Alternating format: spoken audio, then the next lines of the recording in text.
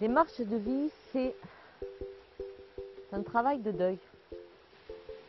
Dans une société où le deuil n'a plus sa place, où le temps du deuil n'existe plus, où les rituels disparaissent, les veillées n'en parlons pas, j'ai senti qu'il y avait un besoin de créer un espace où l'on pourrait descendre dans cette terreur, de descendre dans cette colère, un lieu où on puisse être en harmonie avec cette force qui éloigne et sépare des autres.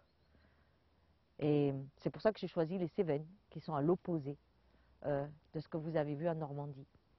Les Vieilles Pierres, c'est un lieu où on traverse dans un paysage fort, avec des montagnes qu'on ne peut pas dominer, des cascades, des rivières extrêmement puissantes, qui ne font absolument pas peur.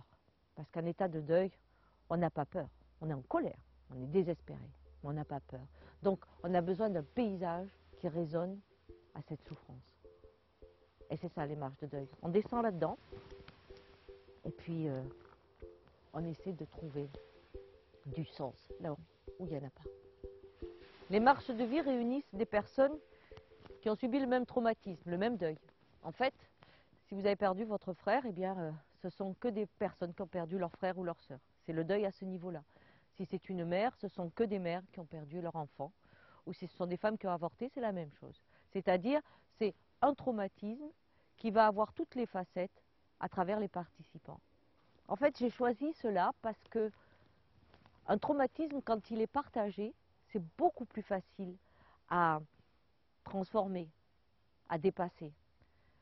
Quand on est seul à avoir vécu quelque chose de grave, de traumatisant, eh bien, c'est beaucoup plus difficile puisqu'on ne peut pas communiquer avec un autre qui nous comprend.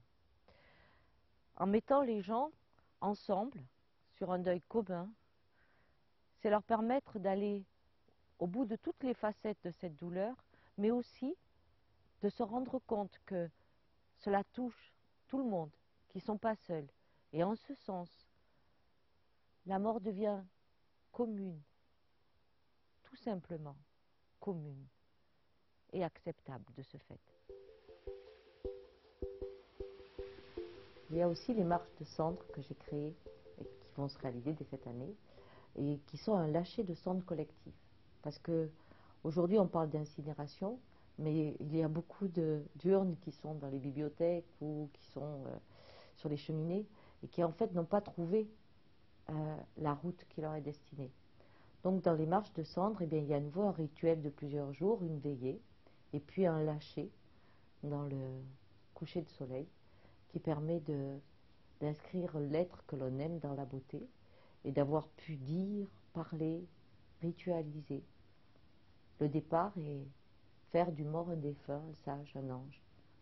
Voilà, c'est les marches de cendres qui sont aussi des marches de vie. Ce que je fais vraiment, ben, c'est ça, c'est-à-dire je fais sortir de la grotte, traverser les épreuves, aller dans cet enfer, parce que tout passe. Alors, on traverse. Et puis on découvre l'inconnu. Et puis on découvre que tout passe. Et puis que c'est une danse. Je fais passer, traverser. J'accompagne. Allez, en route.